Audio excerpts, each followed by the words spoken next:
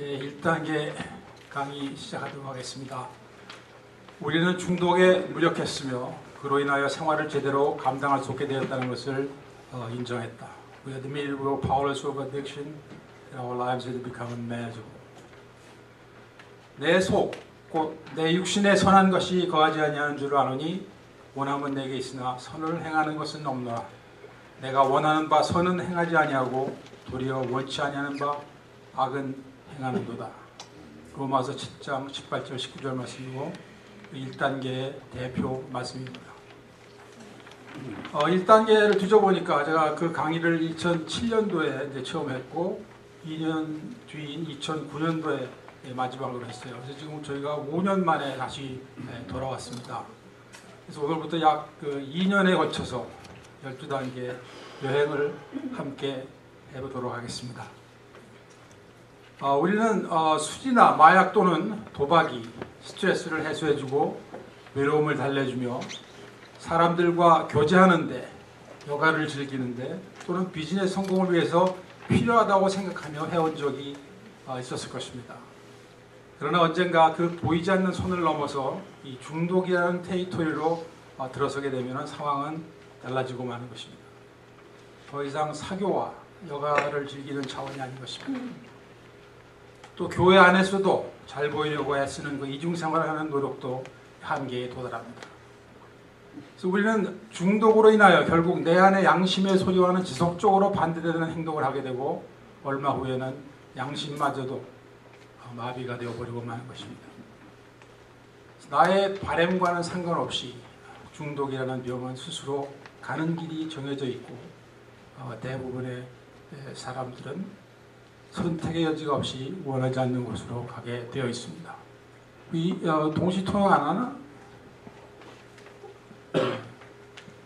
그곳에는 수치와 고통이 두려움이 기다리고 있는 것입니다.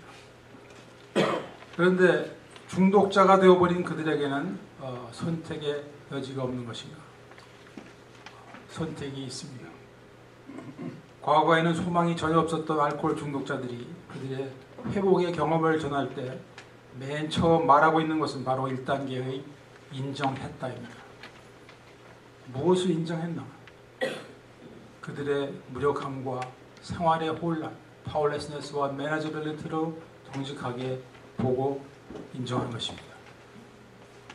AA 12단계 책의 1단계에서 발췌한 그 내용을 같이 알아보도록 하겠습니다. 파워포인트도 있죠, 그거? 네, 나왔습니다. 누가 자신의 완전한 패배를 인정하고 싶겠는가? 물론 아무도 없을 것이다. 자신이 무력하다는 생각에 모든 자연적 본능이 싫다고 소리를 외친다. 그토록 자신을 파괴하는 음주에 대한 집착으로 인해 우리의 마음은 삐뚤어졌고 오로지 신의 섭리만이 우리를 알코올 중독으로부터 벗어나게 할 수 있다는 사실을 받아들인다는 것은 정말 어려운 것이다. 어떤 종류의 파산도 이렇지는 않을 것이다. 알코올은 강력한 채권자가 되어 우리의 자부심과 술의 요구에 저항할 수 있는 의지력을 빼앗아간다. 한번 이런 상태를 받아들이면 우리는 인간적으로 완전히 파산하게 된다. 우리는 AA를 만남과 동시에 이 참을 수 없는 굴욕을 다르게 본다. 해방과 힘을 얻기 위한 우리의 첫걸음은 오로지 패배를 통해서만이 이루어진다는 것을 알았다. 결국 자신의 무력함을 시인하는 것만이 행복하고 목표 있는 생활을 위한 확고한 토대인 것이다. 12단계 회복 프로그램에서 만난 사람들이 이렇게 말합니다. 충분한 고통의 경험이 없이는 단계도 별 효과를 발휘하지 못한다. 그러므로 나는 이제 더 이상 이렇게 살 수 없다 라는 그 처절한 부르짖음이 없이는 12단계의 기적을 맛볼 수 있는 준비가 아직 되어 있지 않은 것입니다. 왜냐하면 무엇이든지 할 각오가 아직은 서지 않았기 때문입니다. 그러므로 이 처절한 부르짖음, 이것이 바로 회복의 최초의 단계인 것입니다. 그런데 중독은 그렇게 호락호락하지 않습니다. 중독은 여러 가지 별명을 가지고 있습니다.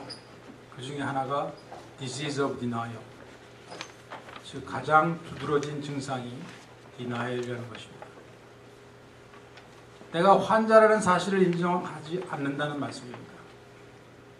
이 중독은 그래서 이 디나일이라는 매우 단단한 갑옷으로 무장을 하고 있습니다. 그래서 중독의 핵심을 공격하기 위해서 우리는 그 디나일의 갑옷을 뚫지 않고는 불가능한 것입니다. 왜냐? 디나일은 우리로 하여금 진실을 보지 못하게 하고 있기 때문입니다. 그래서 많은 중독자들이 나는 문제가 없다라고 말합니다. 사실이 아니죠. 누구든지 나와 같은 환경 속에 처해 있다면 술을 마실 것이다. 사실이 아니죠. 나는 언제든지 끊을 수 있다. 이것도 사실이 아닌 것입니다. 또 디나이얼은 이 무력함을 인정하는 것은 자기의 인생의 실패를 인정하는 것이라고 생각하게 만듭니다. 그러니까 자존심, 수치심이 이를 인정하지 못하도록 꽉 잡고 있는 것입니다. 그래서 비밀리에 자신의 의지력, 자신의 방법을 출하하도록 만드는 것입니다. 그리고 10중 8구는 실패합니다. 아니 10중 9.99는 실패합니다. 나의 오랜 동반자가 되어준 이 중독을 놓아버렸을 때 어떻게 살아갈 것인가 하는 두려움이 진실을 보지 못하도록 눈을 가리고 있는 것입니다. 선배 중독자들은 이 자존심, 수치심, 두려움에 의해서 생겨난 디나이얼의 벽이 무너지지 않고서는 회복이 일어날 수 없음을 알게 되었습니다. 그러면 이 디나이얼을 깨기 위해서 무슨 방법들이 있는가를 알아보도록 하겠습니다. 디나이얼을 깨는 방법. 첫 번째로 해볼 수 있는 것이 에듀케이션, 교육입니다. 이것은 충분한 인포메이션을 갖지 못해서 망하는 일이 없도록 최초로 트라이해보는 방법입니다. 우리가 DUI로 체포되면 법정에서 판사가 AA나 DUI 스쿨을 보냅니다. 얼마 전에 그 김수훈 학교에서 부탁을 해서 강의를 하러 간 적이 있습니다. 그곳에는 그 DUI로 체포됐던 분들이 한 30-40명 정도 앉아 있었어요. 그중 몇 분은 관심을 가지고 강의에 집중하는 것을 볼 수 있었습니다. 저는 오직 그분들에게 전달된 인포메이션이 언젠가 술을 끊는데 쓰임받기를 원하기 때문에 그곳에 갔던 것입니다. 또 중독자의 가족이 회복에 관한 서적이나 CD 또는 팜플렛 같은 것을 중독자가 혹시나 볼까 해서 집안 여기저기에 놓아주는 방법도 결국 인포메이션을 제공하는 것으로 볼 수 있습니다.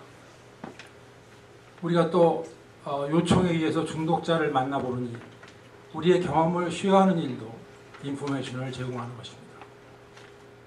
그런데 이 모든 것들을 통해 알코올 중독자가 술을 끊는 일은 기대하기가 힘든 것입니다. 제 생각으로는 중독자가 아닌 보통 음주가들이 술을 마시고 운전을 하지 않는 것에는 도움이 될지 모르겠어요. 그러나 중독자가 이 인포메이션만 가지고 끊는 것은 기대하기가 힘들다는 말씀입니다. 둘째로 인터벤션이라는 방법이 있어요. 중재라고 하죠. AN이라는 채널을 보시면은 인터벤션이라는 프로그램이 있습니다. 중독자의 가족, 친구, 의사, 테라피스트들 이런 분들이 중독자가 이 대면하고 있는 현실과 그 가족들의 고통, 아픈 심정을 전달하고 치료받을 것을 강하게 원하게 됩니다. 그러면은 중독자는 그동안 부정하고 싶었던 사실들을 인정할 수밖에 없는 그런 시점에 이르고 실제로 치료를 수락하는 경우가 있습니다. 그렇게 해서 감사의 집에 들어오신 분도 있어요. 온 가족이 나오셨더라고 보니까. 그렇게 해서 위해에 다녀오신 분도 있고. 세 번째로 가장 중요한 것, hitting the bottom. 그러니까 스스로 바닥을 치는 것을 말합니다. 이것은 대부분의 중독자들이 회복을 시작하기 전에 통과하는 과정입니다. 그러나 중독이 끌고 가는 곳으로 계속 내려가고 있는 동안은 아직은 아무리 낮게 보여도 바닥은 아닌 것입니다. 홈레스라도 더 내려갈 곳이 있다고 생각하면 바닥이 아닌 것입니다. 공이 땅에 떨어져야 바운스백을 하듯이 바닥은 우리가 회복을 경험하기 직전의 그 마지노선입니다. 이제는 더 이상 내려갈 수 없다고 부를 수밖에 없는 그 최후의 선인 것입니다. 이것은 보통 어떤 일들을 만날 때 일어나는가? 사람마다 다르지만 몇 가지 예를 들어보면 큰 교통사고를 해요. 그래서 온갖 뼈가 다 부러졌는데 그래도 안 되는 사람이죠.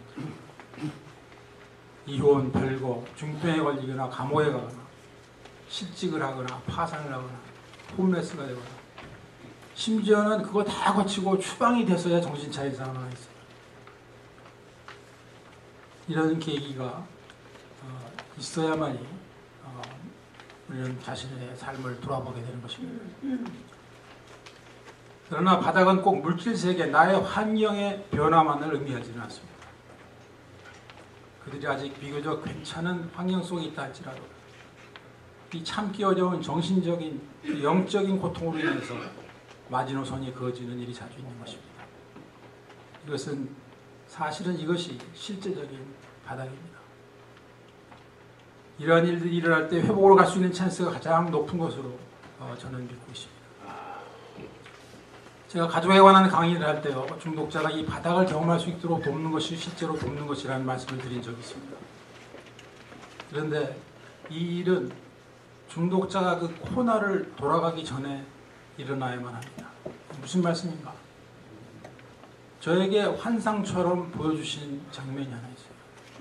그래서 이 기억자로 이렇게 꼬부라지는 이 골목길에 뒷모습을 보이면서 걸어가고 있는 사람이 있어요.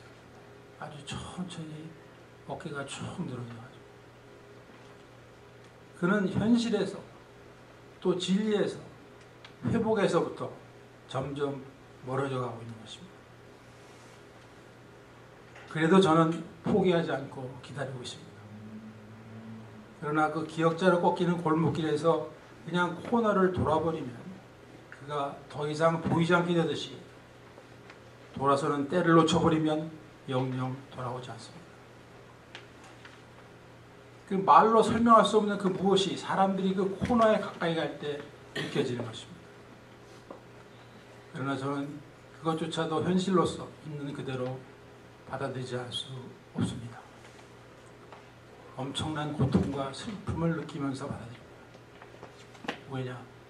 그 코너를 돌아버리면 살아있어도 죽은 것이나 마찬가지이기 때문입니다. 그래서 나는 지금 무엇을 하고 있는가? 나는 지금 어디로 가고 있는가? 하는 인생의 가장 기본적인 질문조차도 의미가 없다고 생각이 되어지는 그 시점에 그 누구도 가지 말아야 됩니다, 여러분. 가지 마세요. 그렇다면 왜 중독자는 죽음을 향한 행진을 계속할 수밖에 없게 되는가? 우리는 무엇에 무력하다는 이야기인가? 이 무력함에 대해서 알아보겠습니다. 초창기 AA 멤버들은 무력함에 대해서 다음 두 가지를 말하고 있습니다. 첫 번째가 obsession of mind, 두 번째는 allergy of body입니다. 이것은 AA 책에 나오는 이야기인데 그것이 쓰여질 당시에는 아직은 과학적인 근거를 가지고 있는 상태는 아니었어요. 그러나 수많은 알코올 중독자들의 그 처절한 경험에 의해서 그 결론으로 아직도 변하지 않고 통용되는 내용인 것입니다. obsession of mind란 강박 관념이죠. 중독자와 일반 음주자와 바로 다른 점이 이것이에요. 술, 마약, 도박 등의 조바심이 머릿속에 떠오르면은 그것을 막아버리는 노력이 허사가 되고 마는 것입니다. 우리 중독자들은 꽂힌다 그러죠. 꽂히면 못 빼요. 본인이 느낄 때는 이미 위험 수위를 지나간 경우가 보통입니다. 2단계에서 따로 설명을 드리겠지만 중독자가 첫 중독의 행위를 하도록 내려지는 그 결정의 백그라운드는 인간의 지능으로는 설명이 되지 않는 인세니티라고 밖에는 표현할 수가 없는 현상인 것입니다. 중독을 통해 느껴온 수많은 후회와 죄책감, 고통스러운 사건들의 경험이 그 순간은 백지가 되고 마는 것입니다. 저도 수없이 경험한 내용입니다. 이것이 지능이나 의지력으로는 감당이 되지 않는다고 알려진 그 뇌 질환의 결과이고 영적인 질환의 결과인 것입니다. 두 번째로 그렇게 해서 중독의 첫 번째 행위가 시작되었을 때 우리 몸 안에는 엄청난 반응이 일어나는 것입니다. 우리 선배들이 allergy of body라고 설명을 했는데요. 술이나 마약이 몸에 일단 들어가면 그 다음 술, 마약이 어느 때보다 더 필요한 상황으로 돌변하는 것입니다. 그래서 로스 오브 컨트롤의 상태가 되는 것입니다. 도박도 마찬가지예요. 제가 잠시 디오도 중독을 쉬고 도박을 해본 적이 있거든요. 근데 그 도박도 그 로스 오브 컨트롤의 단계가 지나가지고 이제 이게 다른 수단을 부려보는 겁니다. 그래서 크레딧 카드고 체크북 이거 다 안 가져가고 드라이버스 라이센스 운전을 해야 되니까는 드라이버스 라이센스만 하나 딱 가져가고요. 그 다음에 돈도 캐시로 1,000불만 딱 가져가고, 그래서 1,000불을 잃으면 집에 오고 3,000불을 따서 3,000불이 되면 집에 오고, 그렇게 해서 이게 조금 했더니 나더라고. 하지 마세요. 그런데 어느 날 1,000불을 가져가는데 다 잃었는데 꽂히는 거예요. 그래서 제가 그 다음날 출근을 해야 되는 사람이, 그 자동차를 맡기면 돈을 구워주는 사람이 딴 카지노에 있다고 해가지고 거기까지 갔습니다. 근데 천만다행인 것이 제가 그 사람을 만나지 못하고 할 수 없이 집으로 그냥 와서 차를 세이브를 한 거죠. 이게 hours of body입니다. 이 정신적인 집착과 육체의 강제적인 반복의 요구가 옵세션과 컴퍼션인 것입니다. 이것은 바로 중독의 최대의 무기이며 데스 트랩이에요. 그래서 이것에 걸려있는 자신의 모습을 확실하게 정직하게 보게 된 것이 1단계인 것입니다. 이 데스 트랩을 무력화시키는 오직 한 가지 방법은 술로 말하면 그 첫 잔을 마시지 않게 되는 것입니다. 2단계로부터 그 방법이 설명이 되어 있어요. 어떻게 술을 안 마십니다. 그런데 하나님은 1단계에서 한 가지 중요한 말씀을 하고 계십니다. 우리라는 말씀이에요. I가 아니고 위인 것은, 하나님께서는 이 회복의 여행길을 형제가 연합하여 함께 가기를 원하고 계십니다. 전도서 4장 9절에서 10절 말씀에 있어요. 두 사람이 한 사람보다 나으면 저희가 수고함으로 좋은 상을 얻을 것입니다. 혹시 저희가 넘어지면 하나가 그 동물을 붙들어 일으키려니와 홀로 있어 넘어지고 붙들어 일으킬 자가 없는 자에게는 화가 있습니다. 중독자는 자신이 문제가 있다고 인정을 해도 많은 경우에 자신이 원하는 방법대로 혼자 비밀리에 해결하려는 경향이 있어요. 그리고 이것을 통해서 성공할 수 있는 확률은 지극히 희박한 것입니다. 하나님께서는 백성들의 연약함을 잘 아시기 때문에 그들이 공동체를 이루고 한 가족이 되기를 원하시는 것입니다. 특별히 외로움과 이기주의, 디나이얼과 은폐의 그 질병인 중독의 치료에는 펠로십의 서포트와 프로텍션이 회복의 중요한 부분을 이룰 수밖에 없는 것입니다. 우리 감사의 집에 계신 분들은 이거 한 가지만 확실히 깨달아도 제가 퇴원을 시킵니다. 또 깨달은 척 하지 마세요. 그래서 오늘의 깨달음의 첫째는 회복의 길은 함께 가는 길이다 라는 것을 꼭 기억해 주시기 바랍니다. 그러니 떨어져 나가지 마세요. 떨어져 나가지 마시라고요. 그래서 이 시간 잠시 하나님의 중독에 관한 해결 방법, 즉 하나님의 중독에 대한 계획을 생각해 보기를 원합니다. 그런데 그거에 앞서서 하나님의 영혼의 구원 계획은 어떻게 이루어지고 진행되고 있는가? 아담과 하와가 범죄하고 난 후에 그 죄의 문제를 해결하기 위해 오신 그 구원주이신 예수님이 오시는데, 이 땅에 오실 때까지 엄청난 세월이 흘렀습니다. 어마어마한 세월이 흘렀습니다. 그리고 복음이 선포되는 좀 2000년이 지난 지금 크리스찬의 숫자는 어느 정도인가? 저 확실하게는 모르지만 개신교와 천주교를 합해서 35% 정도 된다고 합니다. 근데 인구의 증가 비례에 비해서 그 숫자는 오히려 내려가고 있다. 이 영원히 멸망할 수밖에 없는 영혼들을 바라보시며 가장 가슴 아파하시는 분은 우리 하나님이시죠. 그럼에도 불구하고 그분은 먼저 믿은 우리들을 통하여서 이 복음이 전파되는 방법을 택하셨습니다. 그리고 이것은 주님이 재림하실 때까지 그렇게 계속될 것입니다. 그러면 중독은 어떠한가? 중독의 역사는 인류의 역사만큼이나 깁니다. 그리고 중독은 인간이 걸릴 수 있는 병 중에서 가장 비참한 병 중에 하나라고 할 수 있어요. 그런데 이 병에 대한 하나님의 처방은 무엇인가?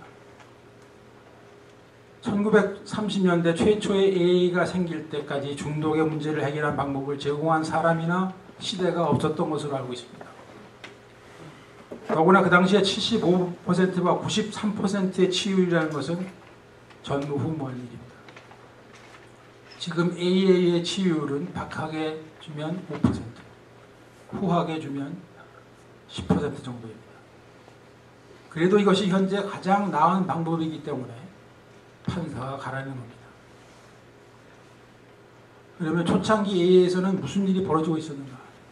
그때 AA는 지금의 AA와는 완전히 다른 크리스천 펠로우십이었습니다. 그리고 가정집을 돌아가면서 매일 모였어요.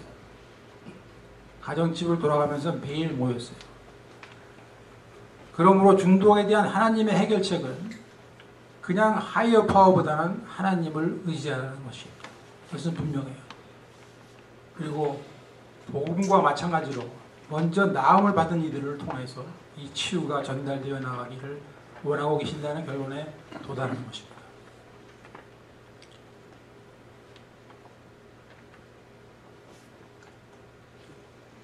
Is there anything I should know? 그리고 하나님께서는 이 전하는 자들에게 엄청난 베네핏의 리워드를 준비해 두고 계십니다.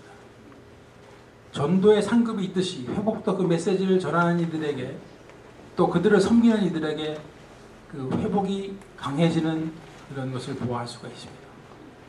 이 영적인 원리를 빨리 깨달은 사람은 그래서 복이 있는 사람인 것입니다. 회복을 이루는 데에는 삼각대가 있습니다.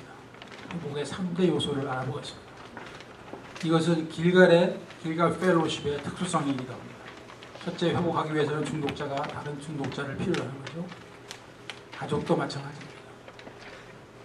서로의 공통점을 통해 이해하고 받을 수 있는 펠로우십이 필요한 것입니다.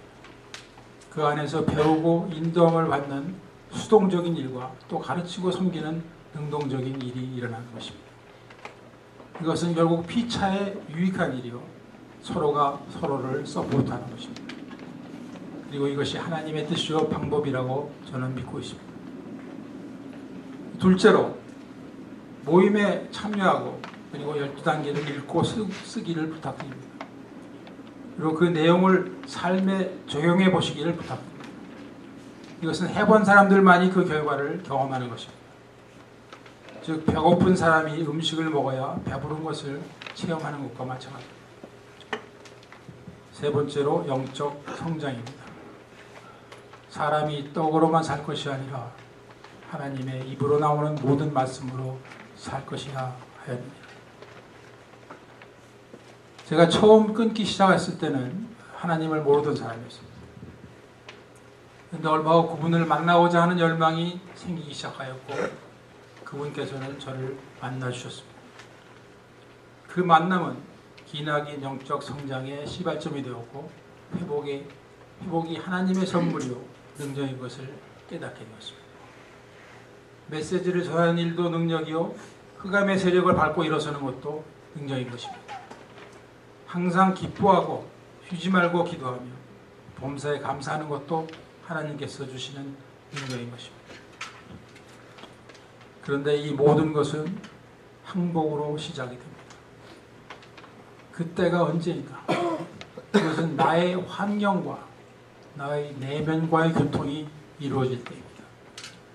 나의 환경과 나의 내면과의 교통이 이루어질 때라는 말씀입니다. 무슨 말인가? 디나엘이 깨질 때입니다. 디나엘이라는 것은 바로 나의 내면이 환경의 현실을 인정하는 것을 거부하는 것이기 때문입니다. 나는 나 자신에게 또 가족과 사회에 무슨 짓을 해왔는가? 나는 여기서 어디로 향해 갈 것인가? 그것에 대해서 깊이 생각해 보고 있을 때 디나엘이 깨질 수가 있는 것입니다. 만약에 지금까지 가족이 얼마나 고통을 받고 있었는가를 중독자에게 알려주는 것이 그들로 하여금 중독자 생활을 청산하는데 도움이 안 되었다면 이제는 중독자가 그들이 겪어야 할 고통의 과정을 겪어야만이 행복하게 될 것입니다. 그리고 가족은 가족 자신이 열매 없는 고통을 당하고 있다는 것을 깨닫는 것이 가족이 회복의 길로 가는 시작이 되는 것입니다. 중독의 결과는 중독자의 몫으로 넘기고 나 자신을 보살피기 시작하는 것입니다. 그것이 가족의 회복입니다. 가족은 무엇에 무력해요? 중독자의 중독과 그들의 행위에 무력한 것입니다. 중독자이든 가족이 문제 해결책이라고 믿어온 모든 것들이 사실은 문제의 한 부분이었음을 명확히 깨닫고 인정하기 전에는 더 나은 해결책을 발견하는 것이 불가능한 것입니다. 자기 방법이 문제의 한 부분인 것입니다. 그래서 1단계 대표 말씀인 로마서 7장 18절 19절에서 사도 바울의 깨달음을 보겠습니다. 내 속 곧 내 육신에 선한 것이 거하지 아니하는 줄 아노니 원함은 내게 있으나 선을 행하는 것은 없노라. 내가 원하는 바 선은 하지 아니하고 도리어 원치 아니하는 바 악은 행하느니라. 그의 문제를 해결하는데 의지력을 강화시키는 것으로 충분치 않다는 것입니다. 좀 더 애쓰는 정도로는 영구적인 변화를 만들 수 없다는 것을 깨닫고 고백하는 것입니다.